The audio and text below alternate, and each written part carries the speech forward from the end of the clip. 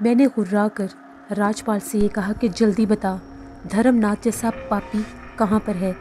जिस पर राजपाल कहने लगा, मूर्ख, तुम पागल हो गए हो, हमारे महाराज के बारे में ऐसी बातें कर रहे हो, हमारे महाराज तो बहुत अच्छे हैं। तभी मैंने जग्गू को इशारा किया और ये कहा कि जल्दी से अपने मुसल्ला अफराद को कहो कि पूजा के दरवाजे की तरफ जाएं, जिस तरफ पूजा हाल है उस तरफ पहुँचे।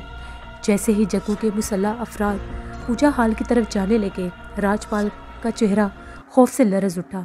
तभी मैंने तेज़ी के साथ राजपाल को पकड़ लिया और उसको उल्टा लटका दिया।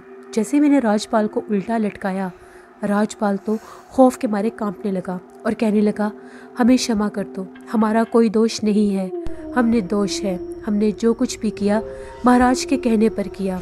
हमने कभी किसी भी नारी को हाथ नहीं लगाया, ना ही कभी किसी नारी को मौत की घाट उतारा है। ये जो कुछ भी कर रहे थे हमारे महाराज धर्मनाथ कर रहे थे। तभी मैंने हजूम में मौजूद लोगों की तरफ अपना चेहरा किया और कहने लगा, सुन लो, अपने कानों से सुन लो, ये उसके सारे करतूत, उसके सारे गुनाह अपने मुंह से बताएगा। तभी मैंने वहाँ पर लगी एक घंटी को हाथ में पकड़ा और ज़ोर से राजपाल की तरफ दे मारा। जैसे ही वो राजपाल के जिस्म के साथ टकराई, राजपाल चीखने लग गया। तभी मैंने यके बाद दीगरे वो घंटियाँ मार मार के राजपाल को ज़ख्मी कर दिया। वो गिड़गिड़ा रहा था, माफ़ी मांग रहा था। पास खड़े पुजारी और देवदासियाँ सारी इधर उधर भागने लग गईं। वो बहुत ज़्यादा खौफसदा थे, उन्हें समझ नहीं आ रही थी कि हम लोग क्या करें और कहाँ पर जाकर छुपें। लेकिन मैंने इस मौके को ज़ाया नहीं होने दिया। जब मैंने घंटी का आखिरी वार किया तो राजपाल का भेजा उसके दिमाग से निकलकर ज़मीन पर बिखर गया और उसकी लाश झूलने लग गई। मेरे ऊपर एक हैवानियत सवार थी कि मैं इन दोनों को ख़त्म कर दूं। दासियाँ इधर उधर भागने लगीं, पुजारी थर थर काँपने लगे। तभी एकदम से धर्मनाथ हुर्राता हुआ बाहर निकला। जैसे ही धर्मनाथ पूजा हाल के दरवाजे से बाहर आया, राजपाल का ये हाल देखकर वो एक खूनख्वार कुत्ते की तरह गुर्राने लगा और कहने लगा, किसने हमारे भगत का ये हशर किया है? जिसने भी ये काम किया है उसने अपनी मौत को ललकारा है। देखो अब मैं तुम्हारा क्या हाल करता हूँ।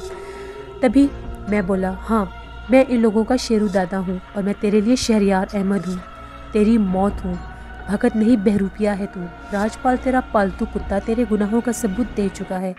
अब तू लोगों को मज़ीद धोखा नहीं दे सकता। लोग तेरा असली रूप जान चुके हैं। राजपाल का हशर तो तूने देख लिया, अब तेरा अंजाम भी ये लोग अपनी आंखों से देखेंगे। मैं तुझे किसी पागल कुत्ते की तरह मारूंगा, मैंने जारहाना लहजे में कहा। इसके साथ ही मैं उकाब की मानद फ़िज़ा में तैरता हुआ सीधा धर्मनाथ पर जा पड़ा।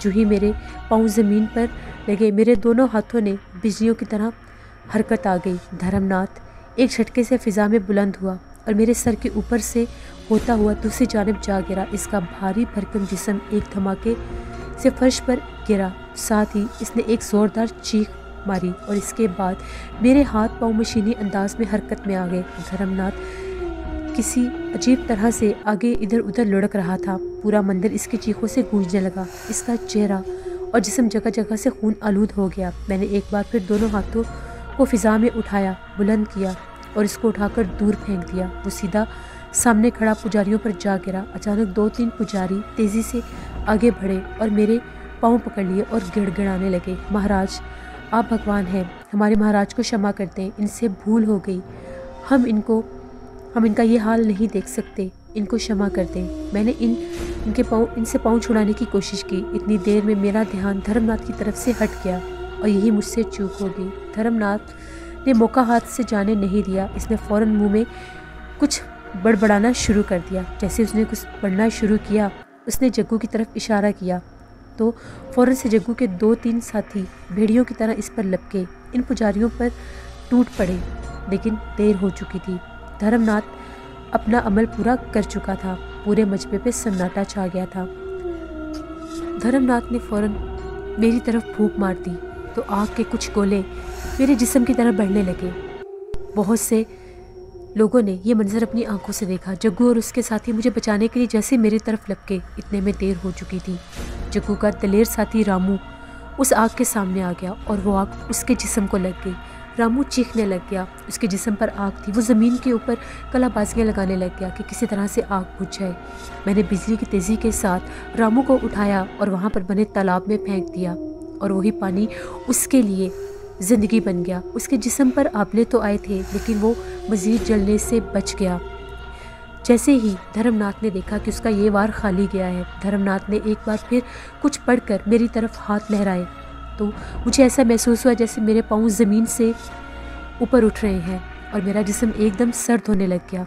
मेरे पाँव अजीबोगरीब तरह से मुड़ने लग गए। मुझे अपने पाँव सिकुड़ते हुए महसूस हुए। मुझे समझ में नहीं आ रहा था कि मेरे साथ क्या हो रहा है।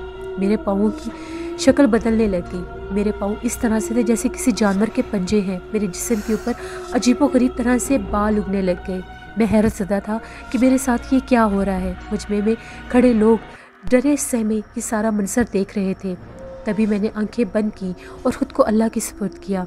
अंबर और ज़ाफ़रान की खुशबू मेरे इर्द गिर्द फैलने लग गई। जैसे ही वो खुशबू मेरे इर्द गिर्द फैली, तभी एकदम से मेरे पाँव दोबारा से ज़मीन पर पड़े और मेरे पाँव फिर से तेज़ी से ठीक होने लग गए। जो बाल मेरे जिस्म पर नमूदार हो रहे थे वो भी गायब हो गए। एकदम मेरे जिस्म में जिस तरह से नई जान आ गई। जैसे ही धर्मनाथ ने देखा कि उसके दोनों हमले खाली गए हैं, वो अपनी जान बचाने के लिए वहाँ से भागने के लिए पूजा वाले कमरे में भागा। जैसे वो पूजा के हॉल में भागा, मैं उसके पीछे था। मैंने धर्मनाथ को जाते ही दबोच लिया और उठाकर फर्श पर दे मारा। सामने काली माता की मूर्ति थी। वो उसके पैरों में जाकर गिड़गिड़ाने लगा और कहने लगा, माँ मैं तेरा सच्चा भगत हूँ, मुझे बचा ले, वरना ये राक्षस मुझे मार देगा। तभी मैं वहाँ पर उसके सर पर पहुँच गया और मैंने उसे ये कहा कि तेरे काले करतूत से तेरा भगवान भी तुझसे नाराज़ है। तू देख तेरा अभी क्या अंजाम होगा। कुछ पुजारी इधर उधर से मेरे ऊपर हमला करने के लिए जैसे ही आगे बढ़े तो उन्होंने अपनी आंखों से एक मंजर देखा। मुझे भी यकीन नहीं था कि ऐसा होगा। वहाँ पर रखा बुत हवा में उड़ने लग गया और एकदम से जैसे वो हवा में ऊपर हुआ तो उन पुजारियों के ऊपर और धर्मनाथ के ऊपर आकर गिरा। वो देव कामत बुत था। धर्मनाथ ने तेज़ी के साथ बचने के लिए काली माता की मूर्ति से नीचे होकर तेज़ी से वहाँ से हट गया और वो मूर्ति वहाँ पर मौजूद पुजारियों के ऊपर गिर गई और उनके जिस्म के चीथड़े उड़ गए। हर तरफ एक शोर बरपा था, बहुत ज़्यादा शोर बरपा था। पुजारी दासियाँ इधर उधर भाग रहे थे। उन पुजारियों का हाल देखकर वहाँ पर कोहराम बरपा हो गया। जैसे ही मैंने धर्मनाथ को छुपते हुए देखा, मैं तेज़ी से उसकी तरफ बढ़ा, लेकिन इस मौके का फ़ायदा उठाकर धर्मनाथ ने वहाँ पर धुएं और आग की एक दीवार बना दी। मैंने बहुत कोशिश की कि मैं धर्मनाथ को पकड़ सकूं, लेकिन वो काफिर का बच्चा वहाँ से भागने में कामयाब हो गया। जैसे ही धुआं और आग ख़त्म हुए, वहाँ पर कुछ भी नहीं था। धर्मनाथ मौजूद नहीं था, लेकिन मैं अभी तक समझ नहीं पाया था कि वो मूर्ति किस तरह से उन पुजारियों के ऊपर गिरी। जैसे मैंने पीछे गर्दन घुमाकर देखा तो वहाँ पर रेणुका देवी खड़ी थी। रेणुका देवी सिर्फ और सिर्फ मुझे ही दिखाई दे रही थी। उसने मेरी तरफ मुस्कुराया और एकदम हवा में तहवील हो गई। मैं आंखें फाड़ फाड़ कर उसे देखने लग गया। मैं बेचैनी से इधर उधर भाग रहा था, देख रहा था, मगर वो भागने में कामयाब हो गया। वो मेरा मुकाबला नहीं कर सकता था।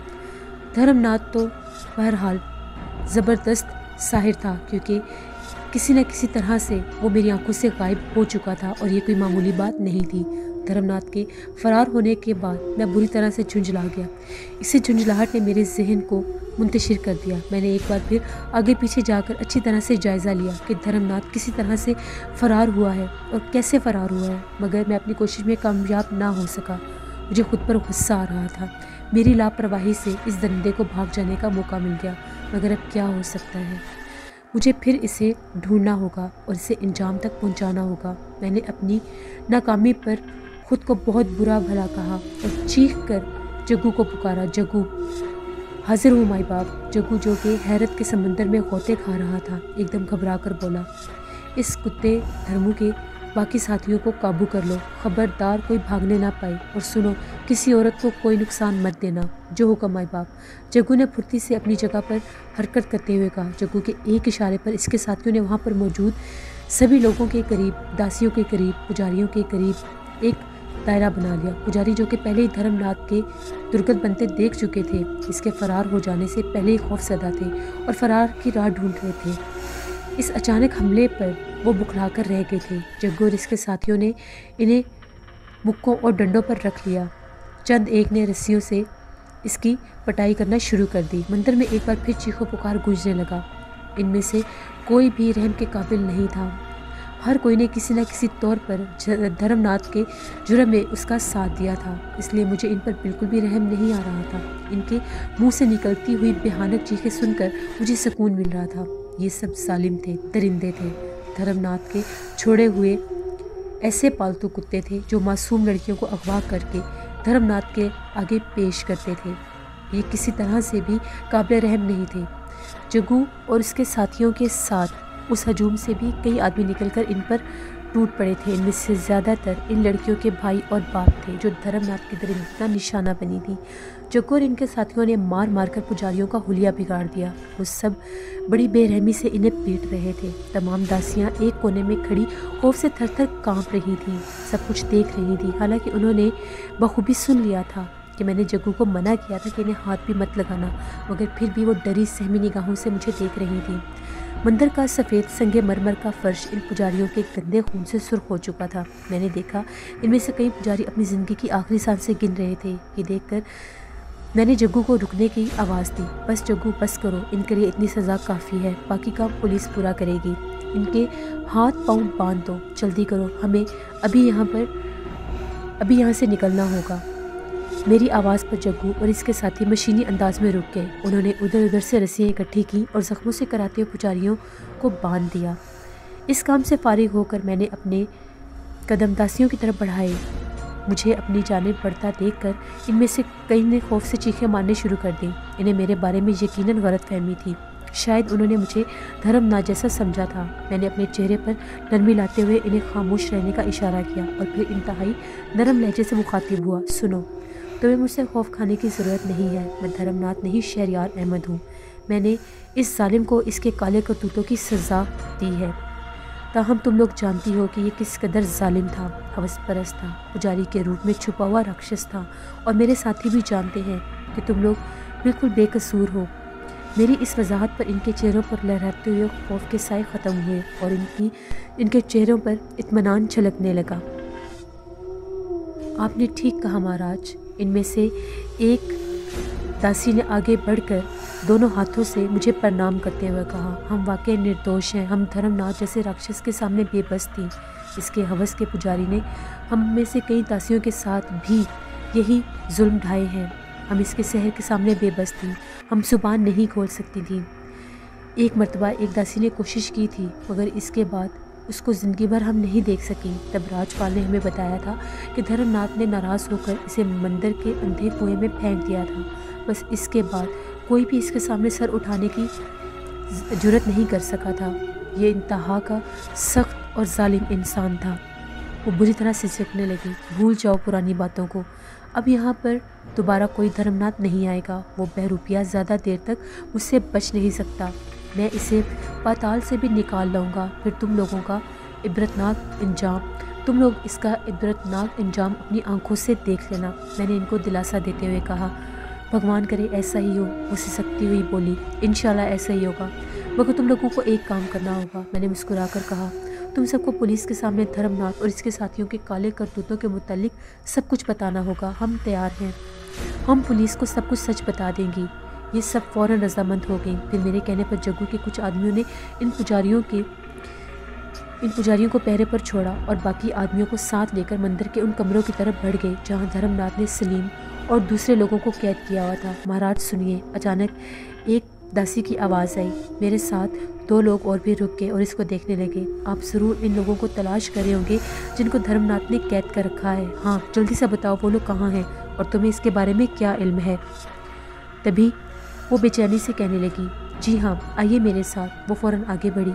मैं इनके साथ चल पड़ा। जग्गू और इसके साथी भी साथ साथ चलते चलते रास्ता पूछ रहे थे। तुम्हारा नाम क्या है? मेरा नाम रूपमती है, वो मुस्कुराकर बोली। अब इसका खौफ बिल्कुल ख़त्म हो चुका था। तुम इन कैदियों के बारे में कैसे जानती हो? वो कुछ बताते बताते रुकी, साथ ही वो कुछ अफसरदा सी होगी। बोलो रुक क्यों गई हो, मैंने नरमी से पूछा। वो जालिम कई बार मुझ पर भी जुल्म कर चुका है और इसी तहखाने में हमें मार मार कर फेंक देता था। वहीं मैंने इन कैदियों को देखा था। वो आहिस्ते से दुखी लहजे में बोली। ओहो, मैंने इसके चेहरे पर नज़र डाली तो फिर वो खामोश हो गई, क्योंकि मैं मज़ीद इसको दुखी नहीं करना चाहता था। वो हमें लेकर तहखाने की सीढ़ियाँ उतरने लगी। नीचे जाकर इसने एक कोने में लगी बिजली के स्विच को ऑन किया। तहखाना रोशन हो गया। वो मुख्तलिफ राहदारियों से होती हुई एक जगह रुक गई, जहाँ पर राहदारी के दोनों तरफ कमरे बने हुए थे, जिनके दरवाजे बंद थे और इन पर ताले पड़े हुए थे। वो मेरी तरफ देखकर बोली, महाराज, इन कमरों में आपको वो लोग मिल जाएंगे। जग्गू, ताले तोड़ो, मैंने कहा। जग्गू ने अपनी पिस्टल निकाली और ताले के ऊपर रखकर जैसे ही पिस्टल चलाई, ताले टूट गए। कमरा खोला तो सामने एक शख्स ज़मीन पर बैठा हुआ था। इसके पाँव में जंजीर बंधी हुई थी। जिस्म पर तशद्दुद के निशानात साफ नज़र आ रहे थे। इसका लिबास तार-तार हो चुका था। हमें देखकर इसने उठने की कोशिश की, मगर लड़खड़ाकर गिर पड़ा। मैंने जल्दी से आगे बढ़कर इसे मोहब्बत से सहारा दिया और बिठाया। इसके चेहरे पर कर्ब के निशान थे। मैंने बहुत नरमी और प्यार से पूछा, क्या नाम है तुम्हारा दोस्त? क्यों इतनी जल्दी मेरा नाम भी भूल गए हो? इस कुत्ते ने तुम्हें मेरा नाम नहीं बताया? वो हकारत से बोला। ये धर्मनाथ के साथी नहीं है, इसके दुश्मन है। इसे बहुत मारा है उन्होंने, रूपवती ने मुसरत भरी आवाज़ में कहा। वाकई कहीं ये सब मकार तो नहीं, कोई चाल तो नहीं? वो यकीनी से बोला। नहीं दोस्त, ये सच कह रही है। हम लोग तुम्हारे दुश्मन नहीं, दोस्त हैं। मेरा नाम शहरियार अहमद है। तुम्हारा नाम क्या है? क्या तुम मुसलमान हो? वो खुशी भरे लहजे में बोला। अल्हम्दुलिल्लाह, मैं मुसलमान हूँ, मैंने मुस्कुराकर कहा। मेरा नाम सलीम खान है। मुझे धर्मनाथ ने, मैं सब कुछ जानता हूँ। और ये भी सुन लो, मैं यहाँ सिर्फ तुम्हारी और नीलोफर की मदद करने के लिए आया था। यहाँ आकर अब मैंने बहुत से लोगों को देखा है जो धर्मनाथ के जुल्म का शिकार हैं, इसलिए मैं तुम्हारे साथ साथ इनका भी बदला लेना चाहता हूँ। इस दरिंदे से मैं ज़रूर बदला लूँगा, मैंने पुरअज़्म लहजे में कहा। मगर आपको हमारे बारे में कैसे पता चला? वो हैरत से बोला। ये एक लंबी कहानी है, फुर्सत में सुनाऊँगा, मैंने जल्दी से कहा। अब मेरे इशारे पर जग्गू ने इसको जंजीर से आज़ादी दिलाई और जग्गू का एक साथी से सहारा देकर कमरे से बाहर ले गया। अगले कमरे में हमें वो लड़की मिल गई जिसको कल रात धर्मनाथ ने अगवा किया था। इस बेचारी का रो रो कर बुरा हाल हो चुका था। रूपवती ने आगे बढ़कर इसे प्यार से गले लगाया और आज़ादी की खुशखबरी सुनाई। और एक कमरे से 2 लड़कियां मज़ीद बरामद हुई जिनको मुख्तलिफ इलाकों से अगवा किया गया था। इन सब को लेकर हम बाहर निकल आए। लोगों ने हैरत से इनको देखा। वो एक जुल्म की तस्वीर थे। लिसनर्स, अब नेक्स्ट एपिसोड में आप लोग देखेंगे कि क्या नीलोफर भी इन लोगों को मिल जाएगी या नीलोफर को धर्मनाथ अपने साथ ले गया होगा। ये सब कुछ जानने के लिए कब्र का बेटा नावल की नेक्स्ट एपिसोड आप लोगों को विज़िट करनी होगी। मेरी तरफ से आप सबको हैप्पी न्यू ईयर। अल्लाह ताला आप सबको इस नए साल में बहुत ही ज़्यादा खुशियाँ और कामयाबियाँ अता करें। अपनी ढेरों दुआओं में मुझे और मेरी फैमिली को भी ज़रूर याद रखिएगा। Thank you for watching. Stay blessed. अल्लाह निगहबान।